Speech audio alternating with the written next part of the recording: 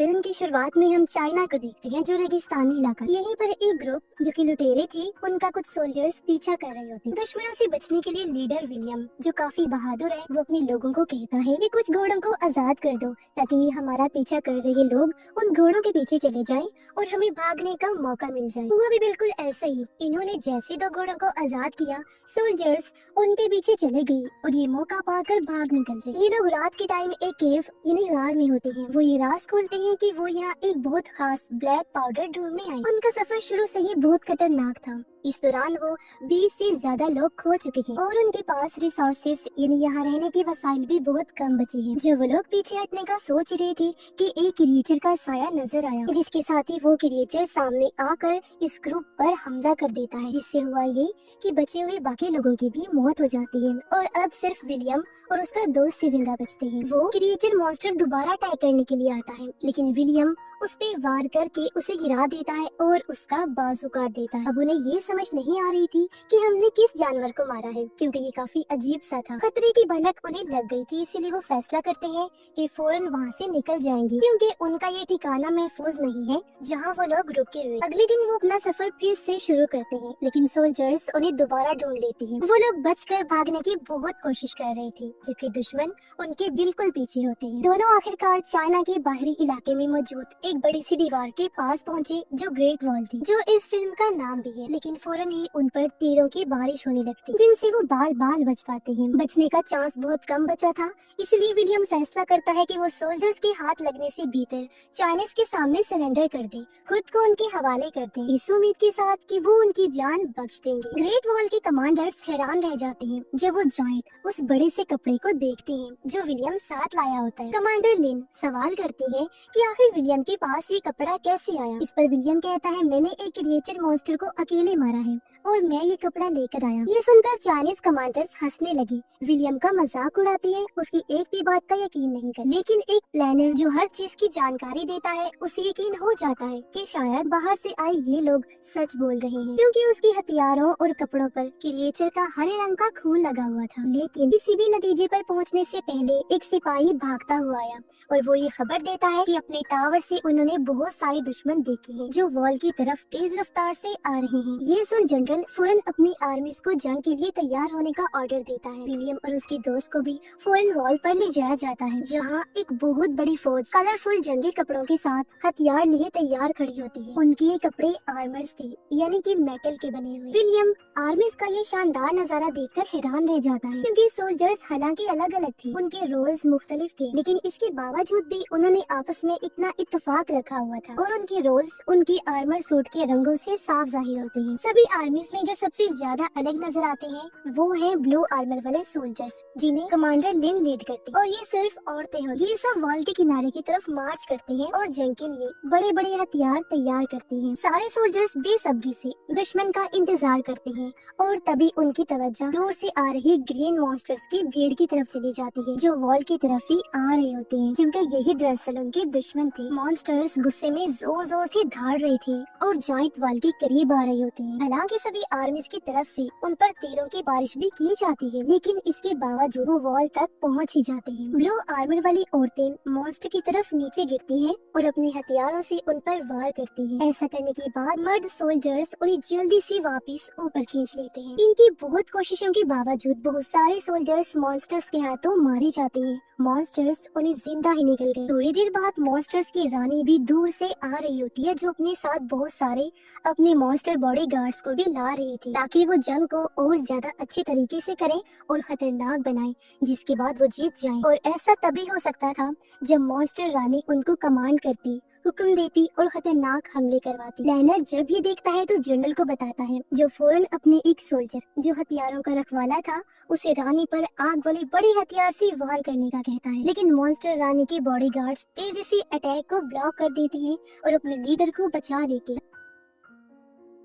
रानी गुस्से में जोर से दहाड़ती है और अपने साथी के जरिए बाकी मॉन्स्टर्स से राब्ता करती है। उन्हें ऑर्डर देती है कि सब कुछ बदल के रख दो और अपने ताकतवर जिस्म का इस्तेमाल करके वॉल पर चढ़ जाओ। ये हुक्म मिलते ही मॉन्स्टर्स बहुत तेजी से वॉल पर चढ़ जाते हैं और सोल्जर्स पर अटैक करना शुरू कर देते हैं। उन्हें अपनी जबरदस्त ताकत से वॉल से नीचे फेंक देते हैं। विलियम ये खतरा देखने के बाद अपने दोस्त के साथ जान बचाने की कोशिश करता है और हैरानी वाली बात ये थी कि यहाँ एक और बाहर से आया कैदी था जो उनकी रस्सियाँ फौरन काट देता है और उन्हें आजाद कर देता है। एक सोल्जर देखता है कि उसका साथी मॉन्स्टर के हाथों मारा जा रहा है। हालांकि वो डर रहा था, लेकिन इसके बावजूद क्रिएचर पर अटैक करने भागता है, मगर जायंट मॉन्स्टर उसे आसानी से पीछे धकेल देता है। जब वो मॉन्स्टर इस वाले क्रिएचर को मारने ही वाला होता है कि तभी विलियन हवा में कूदता है, एक नेजा पकड़ता है और क्रिएचर के मुंह में सीधा घुसा देता है। मॉन्स्टर जोर जोर से दहाड़ने लगा और विलियम को पीछे धकेल देता है, लेकिन अपने दोस्त की मदद से विलियम फिर से उस क्रिएचर पर वार करता है और दोनों मिलकर उसके दिल में वार करके उसे मार गिराते। विलियम का दोस्त जमीन पर पड़ी एक लाल कैप उठाता है और उसे हिलाकर दूसरे मॉन्स्टर का ध्यान अपनी तरफ करता है, बिल्कुल वैसे ही जैसे बुल के साथ किया जाता है, जिससे क्रिएचर सीधा उस पर हमला करने बढ़ता है। ऐसा करके दरअसल उसने विलियम को मौका दिया था कि वो तीर का इस्तेमाल करे और मॉन्स्टर को मार दे। और जब क्रिएचर आखिरी दफा अटैक करता है तो उसका दोस्त बड़ी मुश्किल से उसके सामने से बच निकलता है। अपने इतने सारे साथियों को मरा हुआ देखकर रानी अपनी आवाज की लहर का इस्तेमाल करके मॉन्स्टर्स को पीछे हटने का हुक्म देती है। मॉन्स्टर्स पीछे हट जाते हैं और अपने मरे हुए साथियों की लाशों को भी साथ ले जाते हैं ताकि इंसान उनके बारे में कुछ सीख न जाए। चाइनीज कमांडर्स इस जीत के बाद उन दोनों के पास आते हैं, जहां वो दोनों भी फौरन अपने हथियार गिरा देते हैं ताकि दिखा सके कि विलियम और उसके दोस्त ने इनके साथ कितना कोऑपरेट किया है। जनरल उनकी बहादुरी की तारीफ करता है कि किस तरह उन्होंने जंग में मदद की और फैसला करता है कि उन्हें जेल में बंद करने की बजाय रहने के लिए अलग जगह दी जाए। सीनियर सोल्जर भी फौरन विलियम के पास आता है और उसकी जान बचाने के लिए शुक्रिया अदा करता है। हालांकि अगर वो चाहता तो उसे मरने भी दे सकता था। इसके बाद दोनों उस कैदी से भी मिलते हैं जिसने इनको आजाद किया था। पता चलता है कि वो भी 25 साल पहले यहाँ ब्लैक पाउडर ढूंढने आया था, लेकिन तब से यहाँ पर कैद है। वो उन्हें वो मिस्टीरियस ब्लैक पाउडर दिखाता है जो वो ढूंढ रही थी और यकीन दिलाता है कि ये उन तीनों के लिए काफी होगा। वो कैदी कहता है कि जैसे ही अगली लड़ाई शुरू होगी वो तीनों यहाँ से भाग निकलेंगे, क्योंकि जंग के दौरान हम आसानी से निकल सकते हैं। इनकी बातचीत चल ही रही थी कि तभी प्लानर उन्हें अर्जेंट मीटिंग के लिए बुला लेता है, क्योंकि उसे इनके सामान में एक मैग्नेट मिलता है, एक मकनातीस। प्लानर का मानना है कि यही वो चीज है जिस वजह से विलियम पहली बार मॉन्स्टर को आसानी से मार सका था, क्योंकि मैग्नेट शायद क्रिएचर की माइंड को कमजोर करता है। पता चलता है कि मॉन्स्टर्स को टाउ टेस कहा जाता है और वो 20 साल पहले किसी दूसरे प्लेनेट सैयारे से जमीन पर आए। उस दिन के बाद से ही ये क्रिएचर्स हर 60 साल बाद उठकर चाइना के नॉर्थ एरिया में अटैक करते हैं, सब कुछ खा जाने की कोशिश करते हैं ताकि वो अपनी क्वीन को फीड करके उसे ये सब खिलाकर उसकी ताकत कई गुना बढ़ा दे, जिससे उन मॉन्स्टर्स की तादाद भी ज्यादा हो जाए। चाइना के कैपिटल में 2 मिलियन लोग हैं जो यहाँ से सिर्फ 300 मील की दूरी पर। अगर क्रिएचर्स ऐसे ही पलते बढ़ते गए और क्वीन को फीड से ताकत मिलती रही तो उनकी तादाद हद से ज्यादा हो जाएगी और वो पूरी दुनिया में फैल जाएंगे। इसी वक्त जनरल नोटिस करता है कि वेस्ट टावर पर कुछ सिपाही लापता है, इसलिए वो कमांडर लिन के साथ इन्वेस्टिगेट करने निकलता है। सोल्जर्स अपनी पोजीशन में आ जाते हैं, लेकिन सब हैरान हैं कि मॉन्स्टर्स इस बार जिस्मानी तौर पर नजर नहीं आ रहे। सोल्जर्स मार्च करते हैं, जहाँ तभी आगे एक क्रिएचर को सामने देख लेते हैं और तो और जनरल को पीछे एक दूसरे टाउ टेस का अक्स नजर आता है जो टीम पर हमला करने के लिए घात लगाकर बैठा हुआ था। दोनों मॉन्स्टर्स एक साथ अटैक करते हैं और जनरल पीछे वाले टाउ टेस को रोकने की कोशिश करता है, लेकिन कमांडर लिन को बचाते हुए वो क्रिएचर के हाथों जख्मी हो जाता है और उसकी जान जाने वाली होती है। पूरी आर्मी बाद में वहाँ आ जाती है, लेकिन तब तक लीडर को बचाने में बहुत देर हो चुकी थी। अपनी आखिरी सांसों में जनरल एक दूसरे सीनियर ऑफिसर को अगला कमांडर बनाने का हुक्म देता है और उसे ये नसीहत भी करता है कि ये मॉन्स्टर्स बहुत ज़हीन और प्लानर्स हैं, हल्का कभी भी न लेना। एक बड़ा फ्यूनरल होता है जिसमें कमांडर को दफन किया गया। सभी लोग अपने लीडर का गम मनाते हैं, हजारों कैंडल्स हवा में छोड़ते हैं ताकि जनरल को मौत के बाद वाली जिंदगी में चैन आराम मिल सके। जल्दी ही चाइना का एक ऑफिसर वहाँ आता है, साथ में वो रिकॉर्ड्स भी लाया था जो 60 साल पहले मॉन्स्टर्स की जंग के दौरान लिखे गए थे। पहले वाले जनरल ने रिपोर्ट की थी कि क्रिएचर्स पैरालाइज हो गए, यानी उनके हाथ पैर काम करना बंद कर गए, जिसके बाद वो लोग सोल्जर्स का पीछा करते हुए पहाड़ों तक पहुँच गए, जहाँ एक मैग्नेट भी था जो जो विलियम के मैग्नेट जैसा था। अब मैग्नेट क्रिएचर्स पर कैसे असर करता है, इसको टेस्ट करने के लिए विलियम मशवरा देता है कि वो लोग एक बड़े हुक का इस्तेमाल करके टाउटिस को जिंदा पकड़े, बिल्कुल वैसे जैसे व्हेल को पकड़ा जाता है। लेकिन विलियम का दोस्त इस प्लान से खुश नहीं है और विलियम को याद दिलाता है कि उनका प्लान ब्लैक पाउडर लेकर भागना है। इसी दौरान प्लानर बहुत ज्यादा बेहोशी की दवा बनाता है और हुक्स पर लगाता है ताकि वो लोग एक क्रिएचर को जिंदा पकड़ सके। जल्दी टाउटिस बहुत ज्यादा तादाद में आ जाते हैं और दीवार पर चुपके से चढ़ने की कोशिश करते हैं, लेकिन सोल्जर्स भी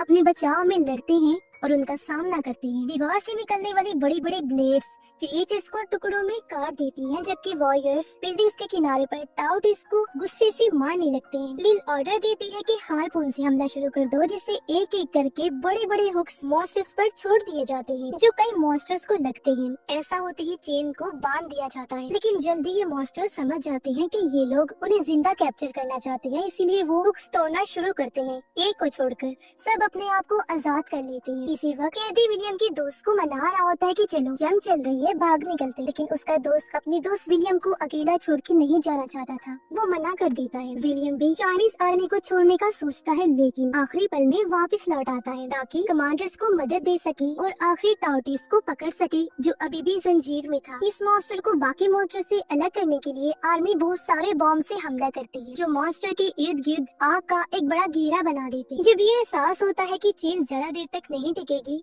विलियम तेजी से वहाँ आया और मॉन्स्टर तक पहुँच जाता है। वो उस मॉन्स्टर को बांध देता है ताकि उसे वापस ले जा सके, लेकिन उस पर दुश्मनों का अचानक हमला हो जाता है और वो अपनी जान बचाने के लिए लड़ने लगता है। किस्मत से उसका दोस्त वहाँ आकर विलियम को बचा लेता है, साथ ही उसे डांटता है कि वो उनके भागने वाले प्लान पर अमल क्यों नहीं कर रहा। उनकी बहस के दौरान और मॉन्स्टर्स हमला कर देते हैं, जो फॉग कोहरे से निकल के आते हैं, लेकिन विलियम और उसका दोस्त मिलकर मॉन्स्टर्स को मार देते हैं, उनकी आंखों में शूट कर करके। ऐसे ही काफी देर तक इनकी फाइट चलती रहती है। मॉन्स्टर्स आग की वॉल को पार करके ज्यादा तादाद में आकर उन पर हमला कर देते हैं, लेकिन चाइनीज आर्मी बॉम्ब से उन पर हमला करके टाउटिस को ब्लास्ट में उड़ा देते हैं और दोनों की जान बचा ली जाती है। वो लोग जल्दी से उस मॉन्स्टर को पिंजरे में डाल देते हैं और मैग्नेट का असर टेस्ट करना शुरू करते हैं। हैरानी की बात ये होती है कि जैसे ही कोई आदमी उस मैग्नेट पीस को मॉन्स्टर के पास ले जाता है, वो बिल्कुल हरकत करना बंद कर देता है, जिससे मैग्नेट का असर जाहिर हो गया था। इसके बाद इन्हें मॉन्स्टर्स की मौजूदगी का एहसास बेस के पास ही होता है और वो नीचे उतरकर इन्वेस्टिगेट करते हैं। सबको ये जानकर हैरानी होती है कि क्रिएचर्स ने वॉल के नीचे एक बड़ी सुरंग खोद ली है और पहले की सारी लड़ाइयाँ सिर्फ धोखा थी ताकि आर्मीज का ध्यान भटकाया जा सके। उसी वक्त कैदी और विलियम का दोस्त ब्लैक पाउडर चुरा कर ग्रेट वॉल से भागने की प्लानिंग कर रहे होते हैं जब आर्मीज मसरूफ थी, लेकिन विलियम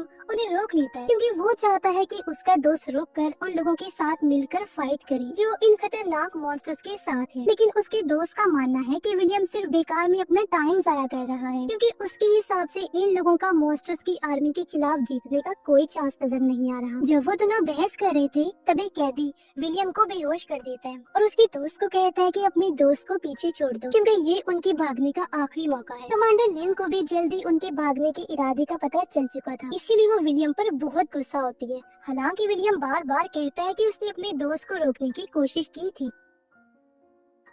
अब कमांडर लिन का गुस्सा तभी थोड़ा कम होता है जब एक वॉरियर गवाही देता है कि हाँ, उसने विलियम की बातें सुननी थी जब वो अपने दोस्त को भागने से रोक रहा था। लिन फौरन ऑर्डर देती है कि गद्दारों को कैद कर दिया जाए और विलियम को एक सेल में लॉक कर दिया जाता है ताकि वो आर्मी के प्लान्स में और दखलंदाजी ना कर सके। टाउटिस तक पहुँचने के लिए लिन फैसला करती है कि वो गर्म एयर बैलून्स का इस्तेमाल करे, लेकिन ये चीज अभी तक टेस्ट नहीं की गई थी और उसको चलाने वालों के लिए बहुत खतरा बन सकता है। लेकिन लिन फिर भी ऐसा करने का हुक्म दे देती, जिसमें कई लोग मारे जाते हैं जब वो ब्लैक पाउडर से बनाए गए फ्यूल से बैलून्स को आसमान में उठाने की कोशिश करते हैं और सिर्फ कुछ ही सोल्जर्स बचते हैं जो कैपिटल की तरफ निकल पड़े। थोड़ी देर बाद विलियम को छोड़ दिया जाता है और वो फौरन भागकर बाहर आता है जहाँ एक बलून अभी भी छोड़ा हुआ था। वो पूछने की कोशिश करता है कि क्या हुआ है। तब प्लानर उसे बताता है कि वो टाउटिस को रोकने में फेल हो गई है जो इस वॉल को तोड़ने में लगे हुए, और तभी कमांडर ली ने विलियम को आजाद करने का ऑर्डर दिया है क्योंकि वो खुद कैपिटल की तरफ निकल निकल गई है। प्लानर विलियम को बताता है कि अब उनकी सिर्फ एक ही उम्मीद, क्वीन को मारना, क्योंकि उसकी मौत से उसके सारे मॉन्स्टर साथी जाम हो जाएंगे,